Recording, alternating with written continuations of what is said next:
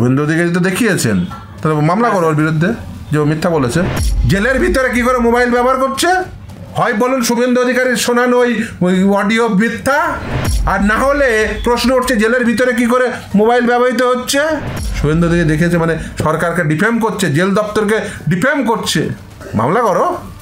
এখন তো রক্ষা কবচ নেই। আপনি কি মনে করেন মমতা ব্যানার্জি মানে সুপ্রিম কোর্টের নির্দেশ মেনে নিয়ে সব কাজ করা লোক? তাহলে তো চুরি করতো না।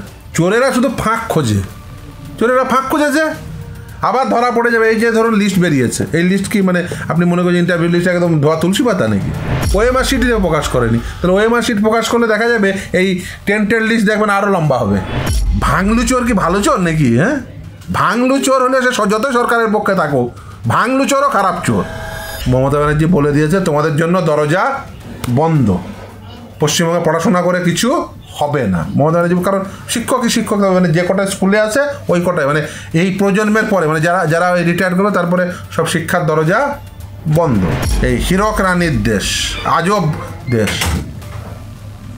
ফ্রেশাররা 100% নাম্বার পেয়েও অ্যাপয়েন্টমেন্ট পাচ্ছে না এই হীরক রানীর দেশে। স্যার বলছি সুপ্রিম কোর্টের তো কড়া নির্দেশ ছিল যে দাগিদেরকে পরীক্ষায় বসতে দেওয়া হবে না, তা সত্ত্বেও অভিযোগ উঠছে যে দাগিরা নাকি পরীক্ষায় বসেছে। সুপ্রিম কোর্টের নির্দেশ মেনেছে সরকার, দাগিদের কাছ থেকে টাকা ফেরতের নির্দেশ দিয়েছে, মেনেছে সরকার। আপনি কি মনে করেন মমতা ব্যানার্জি মানে সুপ্রিম কোর্টের নির্দেশ মেনে নিয়ে সব কাজ করা লোক? তাহলে তো চুরি করতো না। চোরেরা আবার সুপ্রিম কোর্ট আর আইন মানে নাকি? চোরেরা শুধু ফাঁক খোঁজে, চোরেরা ফাঁক খুঁজেছে, আবার ধরা পড়ে যাবে। এই যে ধরুন লিস্ট বেরিয়েছে, এই লিস্ট কি মানে আপনি মনে করেন ইন্টারভিউ লিস্ট একদম ধোয়া তুলসী পাতা নাকি? ধরেন আমরা 4টে আইডেন্টিফাই করে দেবো, ওই 4টে বাদ দিয়ে, বা 10টা আইডেন্টিফাই করে দেবো, ওই 10টা বাদ দিয়ে আবার ইন্টারভিউ নেবে। এখনও তো ওএমআর শিটই প্রকাশ করেনি। কলকাতা হাইকোর্ট বলেছিল ওএমআর শিট প্রকাশ করতে, সুপ্রিম কোর্ট সেই অর্ডার আপহেল্ড করেছে, ওএমআর শিটও প্রকাশ করেনি। তাহলে ওএমআর শিট প্রকাশ করলে দেখা যাবে এই টেন্টের লিস্ট দেখবেন আরও লম্বা হবে। হয়তো দেখা যাবে সেই ওএমআর শিটের যাদের ম্যানিপুলেশন আছে তাদের মধ্যে অনেকে চাকরি পাবে আবার এই নতুন রিক্রুটমেন্টে। থার্ড রাউন্ড কাউন্সিলিংয়ের পরে যারা অংশগ্রহণ করে চাকরি পেয়েছে এক্সপায়ারি প্যানেলে, তাদের মধ্যে অনেকে ইন্টারভিউ দিয়ে আবার চাকরি পাবে। 2 বছর পরে ধরা পড়লেও তাদের চাকরি যাবে। 2 বছর পরেও যদি ধরা পড়ে যে টেন্টেড ক্যান্ডিডেট, এক্সপায়ারি প্যানেলের ক্যান্ডিডেট আবার নতুন করে পরীক্ষায় বসে চাকরি পেয়েছে, তাদেরও চাকরি যাবে। 2 বছর পরে হলেও যাবে, 4 বছর পরে হলেও যাবে। তখন বলবেন যে মামলা, আরে ভাই সুপ্রিম কোর্ট তো নির্দিষ্টভাবে বলে দিয়েছে এক্সপায়ারি প্যানেলকে কাউকে পরীক্ষায় বসিও না, তাদের কাছ থেকে পয়সা ফেরত নাও। তুমি সেটা করলে না, এখনও পর্যন্ত ওএমআর শিট পাবলিশ করলে না। ওএমআর শিট আজ না হয় কাল তো পাবলিশ করতেই হবে, কারণ হাইকোর্টের নির্দেশ আছে, সুপ্রিম কোর্ট সেই নির্দেশ আপেল করেছে। কন্টেম্পটে নির্দেশ হবে তখন পাবলিশ করবে, তখন in the meanwhile second SLST অনেকটা আগিয়ে যাবে, হয়তো বা অ্যাপয়েন্টমেন্টও হয়ে যাবে। তারপরে দেখা গেল অ্যাপয়েন্টমেন্ট হয়ে যাওয়ার পরে আরে বাবা এই অমুক ব্যক্তি টেন্টেড, তখন তারা সব বড় বড় ডায়লগ মেরে হয়তো এতদিন ঘুরে বেড়াচ্ছে, তারাই হয়তো দেখা ধরা পড়লো সব টেন্টেড ক্যান্ডিডেট, তাদের পয়সা ফেরত লাগবে, আবার চাকরি হয়ে যাবে সেকেন্ড সিলেক্টেড হলেও। এবার স্বাভাবিক কথা। মমতা ব্যানার্জি এসব চুরি মানে আটকাচ্ছে বা আটকাবে বলে মনে করেন? কিন্তু শিক্ষামন্ত্রী বাত্যবস্তুত দাবি করছেন যে কোনো দাগি নেই তালিকাতে। দাগিদের সরকার, তাদের আবার দাগি নেই, তো দাগি নেই এগুলো খারাপ। এই যে যাদের মানে জল করছে নাম, আবার যুক্তি দেওয়ার চেষ্টা করছে। পিএইচ কেন ও ভাঙলু চোর হলে কি মানে সে ভালো চোর নাকি? হ্যাঁ, ভাঙলু চোর কি ভালো চোর নাকি? হ্যাঁ, ভাঙলু চোর হলে সে যতই সরকারের পক্ষে থাকুক, ভাঙলু চোরও খারাপ চোর। পা ভাঙা হোক, হাত ভাঙা হোক, হাত ভাঙা চোর, পা ভাঙা চোর, যে ভাঙা চোরই হোক, চোর চোর। স্যার প্রাথমিকের শিক্ষাগত যোগ্যতার উপর ভিত্তি করে একাদশ দ্বাদশের অভিজ্ঞতার নাম্বার দেওয়া হয়েছিল। এই বিষয়টি নিয়ে শিক্ষামন্ত্রীকে প্রশ্ন করা হলে তিনি আইনি বিষয় বলে এড়িয়ে যান। শিক্ষামন্ত্রী হয়ে তিনি আইনি বিষয় বলে এড়িয়ে যাচ্ছেন, এটা কি গাফিলতি নয়? তা পুরো বিষয়টাই তো আইনি। উনি যে মন্ত্রী হয়েছেন সেটাও আইনি বিষয়, আইনে লেখা আছে, সংবিধানে লেখা আছে, তাই মন্ত্রিসভা তৈরি হয়। ওনার মন্ত্রী হওয়াটাই তো আইনি বিষয়। ওনার মন্ত্রী হওয়াটা কি বেআইনি বিষয় নাকি? তাহলে মন্ত্রী হওয়াটা আইনি বিষয়, সিলেকশনটাও আইনি বিষয়, মানে আইনি প্রক্রিয়ার মাধ্যম দিয়ে আইন তৈরি হয়, সেই আইন অনুযায়ী সিলেকশন করতে হয়। ও যখন বেআইনে কাজ করবে তখন চুপ থাকার জন্য আইনি বিষয়। হ্যাঁ, ওনার মন্ত্রিত্ব হওয়াটাও আইনি বিষয়, নিয়োগ প্রক্রিয়াটাও আইনি বিষয়, এবং ওই বেআইনি করে বেলাইনে চাকরি দেওয়ার জন্য আইনের বর্মটা পড়ে নেন, বলেন আইনি বিষয়, এই বিচারাধীন বিষয়, মন্তব্য করব না, এইসব বলে আসলে বাঁচতে চান। আগের শিক্ষামন্ত্রীর পরিণতি তো সম্পর্কে ওয়াকিবহাল। স্যার বলছি, আমরা তো দেখলাম যে যারা নতুন পরীক্ষার্থী পরীক্ষায় বসেছিল তাদের তো 60 নম্বরের লিখিত পরীক্ষা হয়েছে, আর 10 নম্বর ছিল তাদের শিক্ষাগত যোগ্যতার উপর। তাদের মোট নম্বর 70-এই পরীক্ষা হবে, যেহেতু তাদের কোনো অভিজ্ঞতার নম্বর নেই। যদি কাট অফ মার্কই 70-এর উপরে হয় তাহলে কি করে হবে? অবভিয়াসলি হবে না। দেখুন, সেই জন্যই তো আমরা বলছি যে এটা আর্টিকেল 16-এর ভায়োলেশন, এটা ভায়োলেট করছে। 10 নম্বর যদি একদম এন্ট্রি লেভেলে দেওয়া হয় তাহলে যেটা হবে সেটা হচ্ছে যে একজনের জন্য নিয়োগ প্রক্রিয়া হবে 90 নম্বরের, আর একজনের জন্য নিয়োগ প্রক্রিয়া হবে 100 নম্বরে। বলে দিন তাহলে শিক্ষক ছাড়া কাউকে আর অ্যাপয়েন্ট করবো না, মিনিমাম যোগ্যতা মানি শিক্ষক হতে হবে। তাহলে ফ্রেশার আর কোনোদিন চাকরি পাবে না। পশ্চিমবঙ্গের ফ্রেশারদের জন্য মমতা ব্যানার্জি বলে দিয়েছে তোমাদের জন্য দরজা বন্ধ, পশ্চিমবঙ্গে পড়াশোনা করে কিছু হবে না। মমতা ব্যানার্জি, কারণ শিক্ষকই শিক্ষক হবে, মানে যে কটা স্কুলে আছে ওই কটায়, মানে এই প্রজন্মের পরে, মানে যারা রিটায়ার করবে তারপরে সব শিক্ষার দরজা বন্ধ। মমতা ব্যানার্জি বলেই দিয়েছে। এই হীরক রানীর দেশ, আজব দেশ। ফ্রেশাররা 100% নাম্বার পেয়েও অ্যাপয়েন্টমেন্ট পাচ্ছে না এই হীরক রানীর দেশে। তারা 60-এ 60 পেল, 10-এ 10 পেল না, 10 নম্বর এক্সট্রা টিচারদের জন্য। কেন না, হীরক রানী চুরি করেছে। কারণ ওই যে টেন্টেড বলছেন দাগি, তার বাইরে সবাই অদাগি না। ওখানে দাগিদের মধ্যেও অদাগি, ওই নট স্পেসিফিক্যালি টেন্টেডের মধ্যে দাগিরা বসে আছে। তারা সরকারের হয়ে তারা আবার গলা পাঠায়, সে কটাকে নামিয়ে দিয়েছে। সব থার্ড রাউন্ড কাউন্সিলিংয়ের পরে নিয়োগ। কাউন্সিলিং ওয়াইজ লিস্ট বের করাবো। সরকারের হয়ে দালালি করছে যে কটা, ওই কাউন্সিলিং ওয়াইজ লিস্ট বের করাবো। সব থার্ড রাউন্ড কাউন্সিলিংয়ের পরে সব জানা আছে। ওই লিস্ট, ইন্টারভিউ লিস্ট বেরোলে ও 2 বছর পরে হলেও ওই আগেকার ওই 2016-র পর থেকে 17 থেকে যেখান থেকে চাকরি পেয়েছে সেই টাকা প্লাস এই সেকেন্ড লিস্টে যদি 5 বছরও চাকরি করে তারপরেও সেই টাকা সব সুদ সহ লাগবে, সমস্তটা একেবারে। ওই 17 থেকে চাকরি পেয়েছো এক্সপায়ারি প্যানেলে, ওখান থেকে একদম মমতা ব্যানার্জি ওই কটাকে দিয়ে দালালি করিয়ে ওই গলা ফাটিয়ে ওদের আরও বিপদে ফেলছে।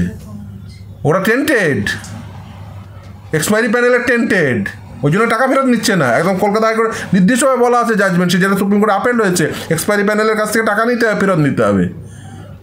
এক্সপায়ারি প্যানেলের টেন্টেড ওগুলো।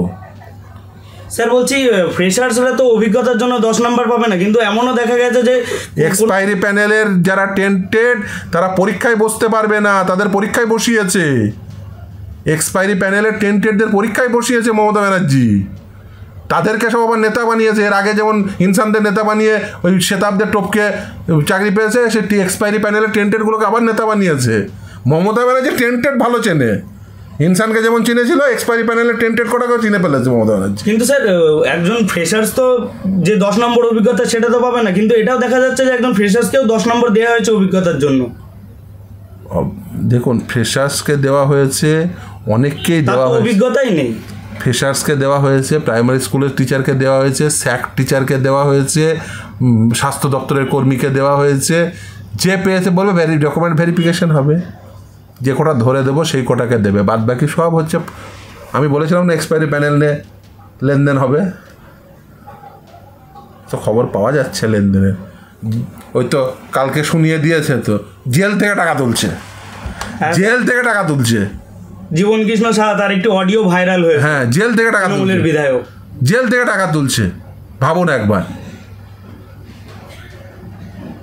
এক্সপিরিয়েন্সের নাম্বার হচ্ছে, জেল থেকে টাকা তোলা হচ্ছে, দালাল মানে এক্সপায়ারি প্যানেলের দালালদের দিয়ে আদালতে ঝামেলা করার চেষ্টা হচ্ছে। কারণ ওই জন্য এক্সপায়ারি প্যানেলের দালালগুলোর কাছ থেকে এখনো টাকা ফেরত হয়নি, লিস্টে নাম তোলেনি, টেন্টেড লিস্টে। মমতা ব্যানার্জি তো তার একটি সবাই বলেছিলেন তার ABCD প্ল্যান। হ্যাঁ, এইগুলো হচ্ছে প্ল্যানের অংশ, এইগুলো প্ল্যান, হ্যাঁ প্ল্যানের অংশ।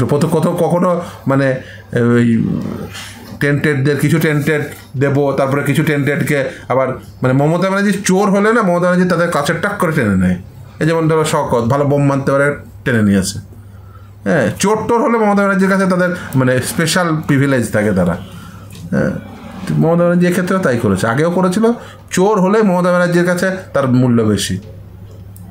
স্যার বলছে শিক্ষামন্ত্রী বলছেন যে অভিযোগ যাদের আছে তার ভিত্তিতে তারা ভেরিফিকেশনের জন্য অযোগ্য প্রার্থীদেরকে বাদ দেবেন, তারা ভেরিফিকেশন করতে বলছে, কেস করতে বলছেন। তাহলে কি কেস করবে, কেসের ভেরিফিকেশন হবে, এই চলে যাবে সারা জীবন? একদমই, মানে কোনো নিয়োগ হবে না। মানে বেসিক্যালি সরকারের কোনো দায় নেই। কারণ এসএসসি আর সরকার রয়েছে কিসের জন্য? মামলা করতে হবে, মামলা করে আইডেন্টিফাই করে দেব, তারপরে উনি বলবেন আমরা ওই আইডেন্টিফাই করে দিচ্ছি, ওই মোতাবেক বাদ দেবো। এর আগে এক্স্যাক্টলি এটাই করেছিল, এর আগে এসএসসি তো তাই করেছিল। তিনি নিজে মিডিয়ায় এসে বলছেন যে তোমরা কেস করো, তার মানে চাচ্ছে যে কেস হোক, এটা বেঁধে যাক। দেখুন, এদের উদ্দেশ্য হচ্ছে যে খুব পরিষ্কার, এরা দুর্নীতি করবে, দুর্নীতি করার পর ধরা পড়বে, ধরা পড়ার পরে মানে বলবে কি করব, দেখো আমরা তো তোমাদের চাকরি দিয়েছিলাম, আদালত তোমাদের চাকরি টার্মিনেট করে দিল। আর ওই দেখো উকিলরা দোষী, তার কারণ হচ্ছে আমরা দেখো তোমাদের কাছ থেকে 15 লাখ টাকা করে তুলেছিলাম, 20 লাখ টাকা। ওই কত জীবন কৃষ্ণ রেট কত জানো এখন? 15.5। ব্যর্থকে জিজ্ঞাসা করবেন রেট কত চলছে, জীবন কৃষ্ণ রেটটাই নাকি অন্য রেট, নাকি ওটা ভুল, নাকি ওটা মিথ্যা? আরে ব্রাত্য বসু তো শিক্ষামন্ত্রী, কালেকটিভ রেসপন্সিবিলিটি ক্যাবিনেটের। জেলের ভিতরে কি করে মোবাইল ব্যবহার করছে? হয় বলুন শুভেন্দু অধিকারীর শোনানো ওই অডিও মিথ্যা, আর না হলে প্রশ্ন উঠছে জেলের ভিতরে কি করে মোবাইল ব্যবহৃত হচ্ছে।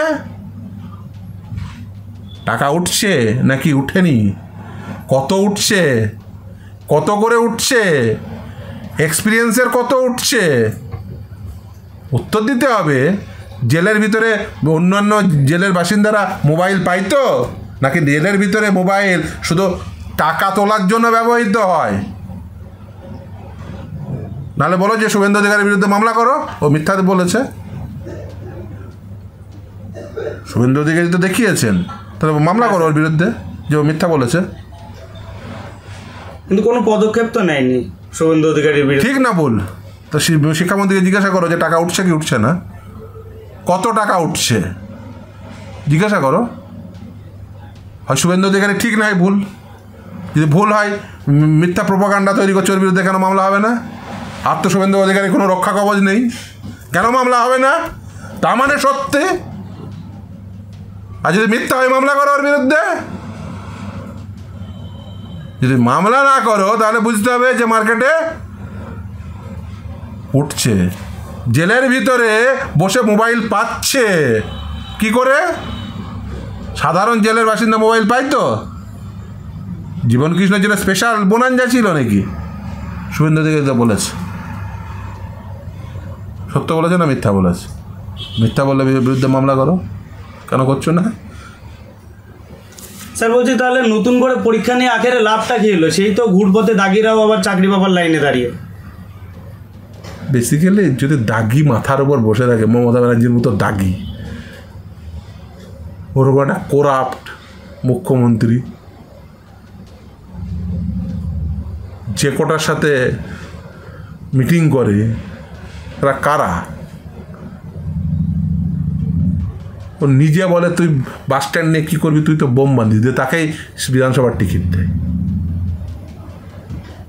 দলে ঢুকিয়ে তার মেয়েকে চাকরি দেয়, থানা থেকে অপরাধী ছাড়িয়ে নিয়ে আসে।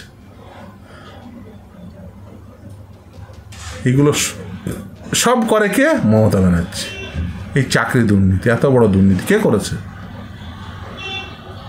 মমতা ব্যানার্জি। এই দুর্নীতির সাথে সরাসরি যুক্ত। বলুক যে আমি যুক্ত না, বলুক ওর জেলে জীবন কৃষ্ণ পশ্চিমবঙ্গের জেলে বসে মোবাইলের টাকা তুলছে না, ফোন করে এই টাকার লেনদেনের কথা যা শুভেন্দু অধিকারী শুনিয়েছে, বলুক। আর বললে হবে না, শুভেন্দু অধিকারী দেখেছে মানে সরকারকে ডিফেম করছে, জেল দপ্তরকে ডিফেম করছে, মামলা করো, এখন তো রক্ষা কবচ নেই, আগে তো মিথ্যা কথা বলতো, যদিও রক্ষা কবচ বলে কিছু ছিল না, বলেছিল আদালতের পারমিশন নিয়ে তুমি চাইলে মামলা করতে হবে। মামলা করো শুভেন্দু অধিকারীর বিরুদ্ধে, কেন করছো না কেন?